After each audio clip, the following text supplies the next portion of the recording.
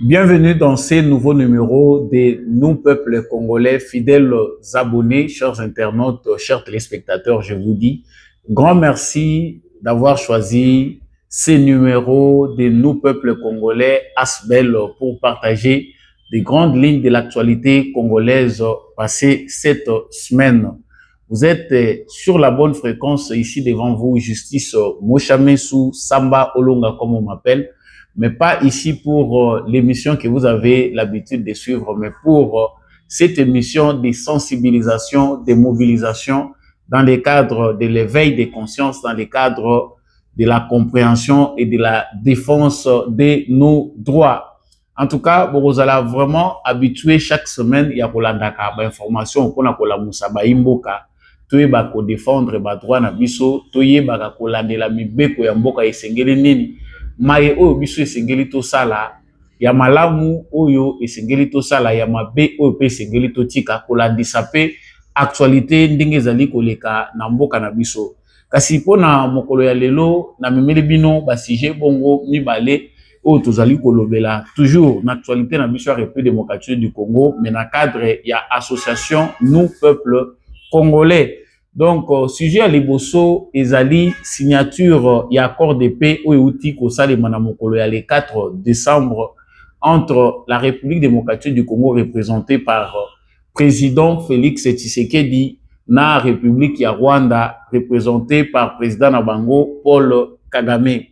Accord yango ememi penza débat na opinion ya République démocratique du Congo ezali na bayebaza ko kanisa que accord ezali malamu te to pe ezali ko hypothéquer quelque part ba droit ya ba congolais pe ba droit ya ba victime eza pe na bao ba ezali ko yambango na esengo kotalisa ete accord yango ezali pa ya malamu pona koluka kimia na kati ya mboka na biso na mayenyoso ezali kolubama biso ba imboka biso peuple congolais nini pende esengeli na biso ko sala nini esengeli na biso ko retenir ba décision to pe position nini esengeli biso tozwa vis-à-vis ya ba événement oyo ezali kaka na kati ya émission oyo penza nde na ko fongola bino na ba minute ya meke maye oyo esengeli peuple congolais asala pour que tozala roulette pour que ba droit na biso ezala respecté.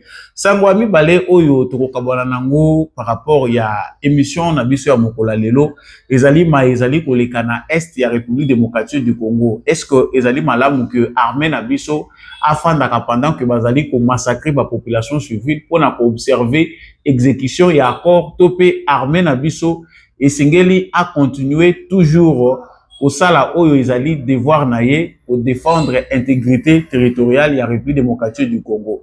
Ba information tozui bipai na bipai concernant Kamanyola, concernant bipai wapi bitumba ezali kobundama aux environs ya Uvira na Bukavu ezali kotalisa ke ba bombardement ya armée rwandaise et bomisi ba citoyens congolais ebele o bazalaki ko errer pona kolongwa bisika bango bazalaki pona kokimela bisika mosusu vers Uvira na katikati wana bandeko na biso ebele ba se trouvaki coincé piégé na ba bombe oyo ezali lancé à partir ya Rwanda. Est-ce que maye ezali kotalisa penda que makambo yango ezali kotalisa ki avenir ezali ya malonga pona accord euti kozala signé ezali moko ya belema oyo tozali pe ko aborder lisusu na kati ya émission oyo na bangonga moke na tombeli bino encore une fois de plus boye imalamu na kati ya émission oyo nazali ko présenter pour les comptes ya association Nous Peuple Congolais olingi ba information concernant association oyo pe ba objectif na yango numéro eza na se itando na yo ekoki po aider yo pona ko benga oyeba ba information ezali nini ba congolais ya bisika nyonso ezala ba bazali à l'intérieur de la République démocratique du Congo ezala ba bazali à l'extérieur de la République démocratique du Congo. Vous êtes dans divers pays, vous êtes na ma continent ebele, vous êtes en Amérique, vous êtes en Europe, vous êtes en Asie, en Océanie, c'est possible d'être membre de cette association et de soutenir la sensibilisation et la mobilisation des Congolais pour leurs droits. Vous pouvez vraiment contactez le numéro en bas de votre écran pour avoir plus de détails et d'informations. Ngai Samba Olonga na etando nazali penda kokota te mingi pona kolobela kaka makambo ya actualité nazali mingi na cadre ya sensibilisation pe mobilisation na connaissance ya ba droit. Olingi kolanda ba information ndenge pesa melaka ndenge ba analyse ya ba détails ebele. Vous pouvez me rejoindre sur l'émission Debout Congolais TV ndenge boye bakuna na chaîne ya YouTube Debout Congolais TV nde kuna tokendaka kosolola makambo nyonso. Merci d'avoir choisi cette fréquence. Partagez cette vidéo de veille na voisin. Likez yango kobosana te koyebisanga pe maye oyo bino bozali ko suggérer na association oyo maye oyo bino bozali komona par rapport à l'information tikela biso pe yango na ba commentaire. Voilà, je venais de dire dans les sommaires que eloko ya liboso o nazali kolobela lelo concernant émission oyo na cadre ya nous peuple congolais ezali donc initié pour trouver la paix à l'est de la République démocratique du Congo et pour pacifier la région des Grands Lacs. Alors ici, nous ne serons pas là pour nous détails concernant ce qui est l'accord. Dans les sites du département américain se trouve l'intégralité de l'accord de paix signé entre la République démocratique du Congo et le Rwanda sous l'égide des États-Unis d'Amérique. Et loko ezali motu ya pona biso ezali ba promesse oyo ezali kotambola na accord wana. Il y a eu aussi des engagements, il y a eu des engagements de deux côtés. Du côté, il y a République démocratique du Congo, bah sengi na République démocratique du Congo, neutralisation, il y a ba FDLR. Côté, il y a Rwanda, bah sengi ba retirer ba troupes na bango sur le sol congolais, mais avec un langage qui oyo ba congolais nyonso bazaka après à accepter. Ils ont utilisé le terme lever des mesures défensives. C'est-à-dire pour na Rwanda ba militaire na ye oya tiena kati ya frontière ba atiena kati ya mabele ya ba congolais ezali ba mesure ya défense pour na ye face ya menace oyo ba FDLR baza ko représenter.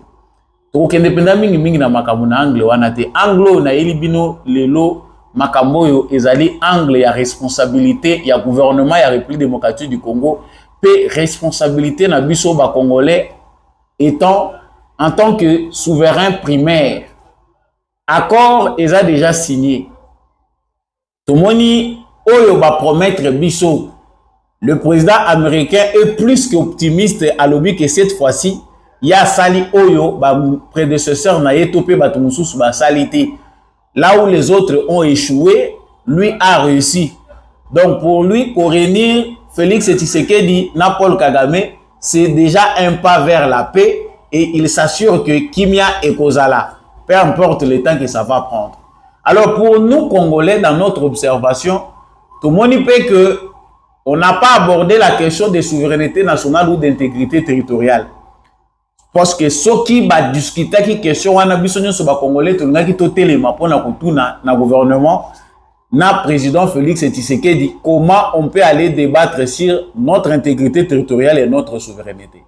Sur ce coup-là, il n'y a aucun point na kati accord oyo ezali koloba que souveraineté à République démocratique du Congo topé intégrité territoriale ezali négociable.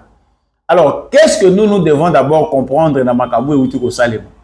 Tout moni biso nyonso à travers ba image, ba fait, ba geste, pe ba propos que le président rwandais n'est pas disposé, n'est pas prêt pour la paix. Malgré l'engagement pris, na ba signature ezali signé, plus d'un observateur remarque que Paul Kagame est toujours en train de travailler pour saboter cet accord afin que ba résultat ezala ya malamuti. Est-ce que le gouvernement congolais, pendant ce temps, vous allez observer Kagame que non, tant qu'on violer,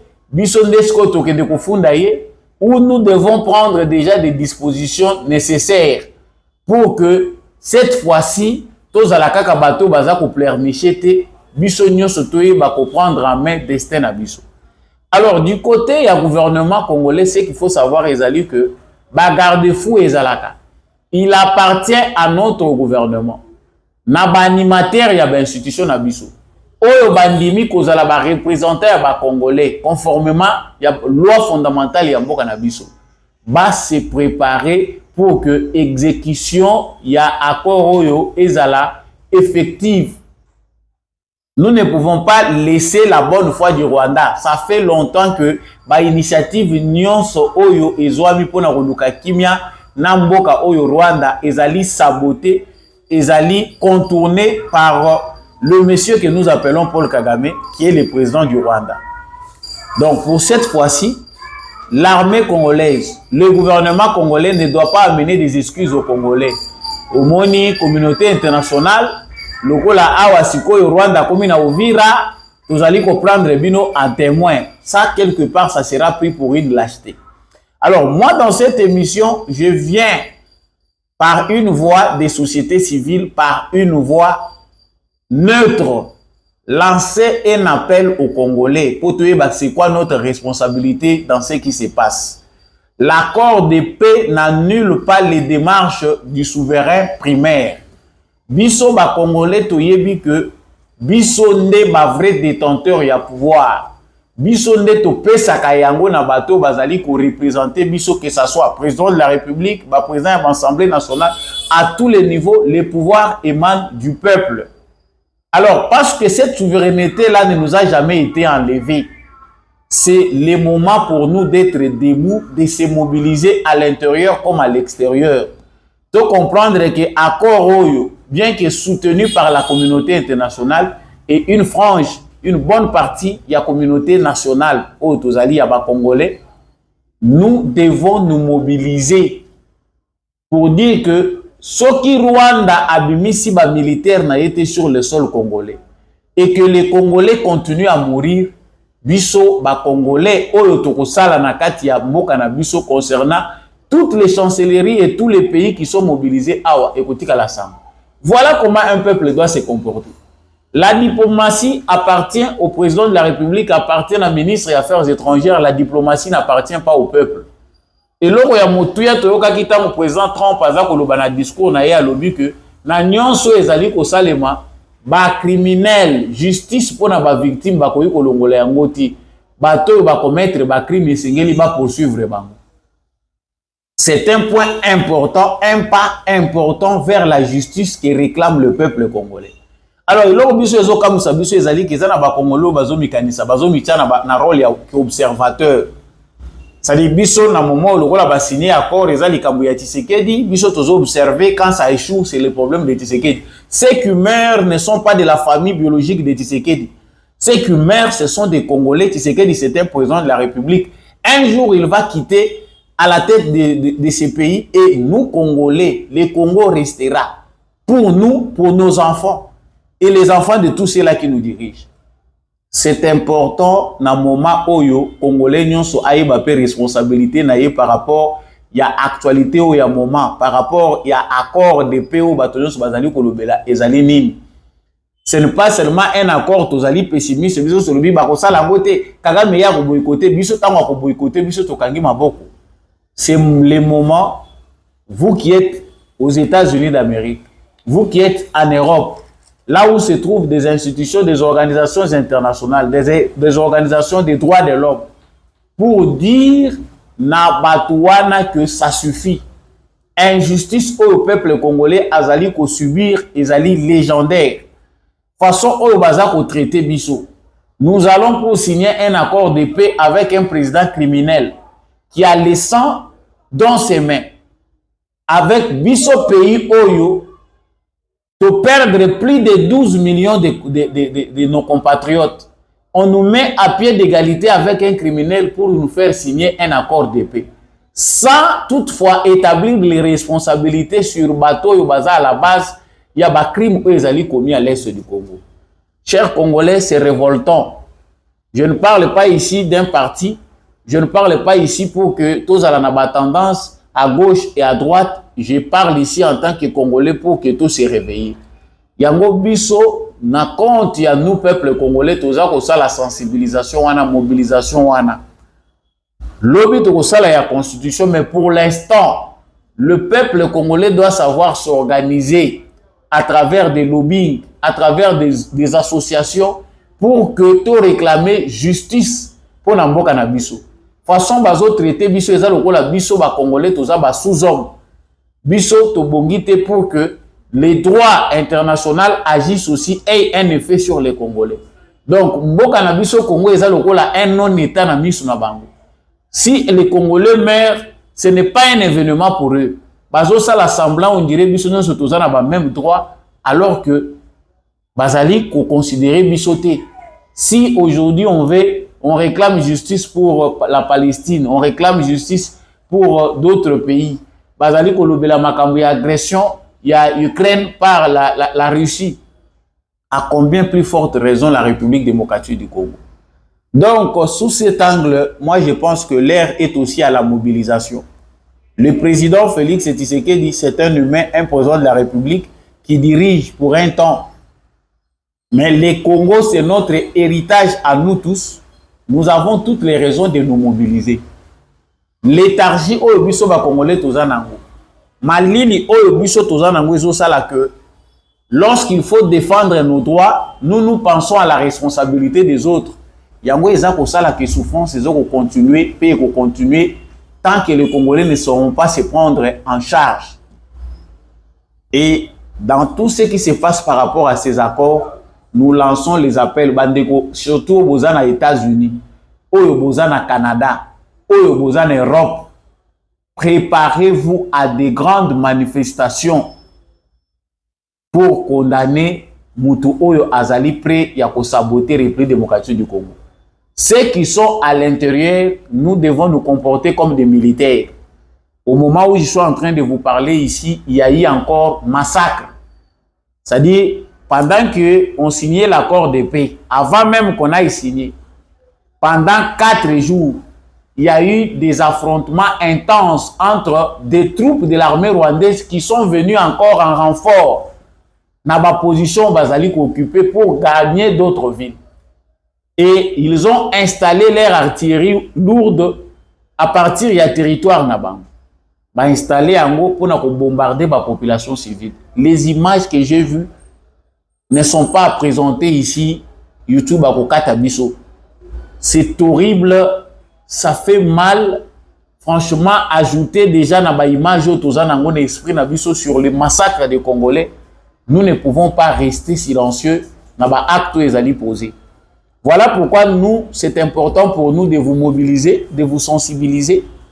Vous savez que ce n'est pas le moment de croiser les bras. Esclaves oyo ayebi ko revendiquer ba droit azo mérité te ba s'apitoyer sur sort naï. Biso toza le rôle la prise en otage, toza le rôle la batumoko ba kangi biso boumbu à cause de nos richesses pour que nous n'en bénéficions pas. Alors, nous peuple congolais en tant qu'association, nous allons mobiliser les Congolais. S'il vous plaît, ne gardez pas cette vidéo pour vous-même. Ça fait très mal que ba koti nanda kuna yo, ba bomi mwasi na yo, ba bomi mwana na yo, ba bomi bandeko na yo. Yo obandika kolela nyonso zo sukelo na kolela. Il y a ce qu'on appelle aussi légitime défense. Ezali incitation à la révolte, ezali incitation à la haine, mais ce que font nos wazalendo, nous devons préparer nos enfants, même nos petits-enfants au bazako bota mana berceau, bano bazako kota maternelle, nous devons les préparer à un esprit militaire. Parce que ce qui se passe pour la République démocratique du Congo, même ceux qui l'élo Paul Kagame azali sous-président ya Congo, ya Rwanda. Même si aujourd'hui Kagame disparaît, on va encore créer un autre conflit pour nous piller, pour baïba kabiso na sima ya ba conflit wana. Nous devons comprendre que ce n'est pas le moment d'avoir des citoyens vulnérables. Les citoyens congolais d'aujourd'hui doivent être un citoyen vif pour défendre les droits. C'était un numéro spécial signé Nous Peuple Congolais, présenté par Mwanamboka Samba Olonga des Pères et des Mères. Merci à vous qui avez choisi de suivre cette vidéo. Je répète que tout gardant au biso mon côté. Vidéo oyo est révolté pe baninga. Partagez en massivement, likez en abonnez-vous si vous n'êtes pas encore abonné à cette chaîne. Je vous donne rendez-vous pour un autre numéro. Chaque semaine, je passerai 2 à 3 fois sur cette chaîne pour sensibiliser et mobiliser les Congolais dans le cadre de l'ASBEL, nous, peuple congolais. Vous voulez avoir plus d'informations sur cette association, le numéro en bas de cet écran peut vous servir. Je vous dis au revoir. On se retrouve prochainement avec un nouveau numéro.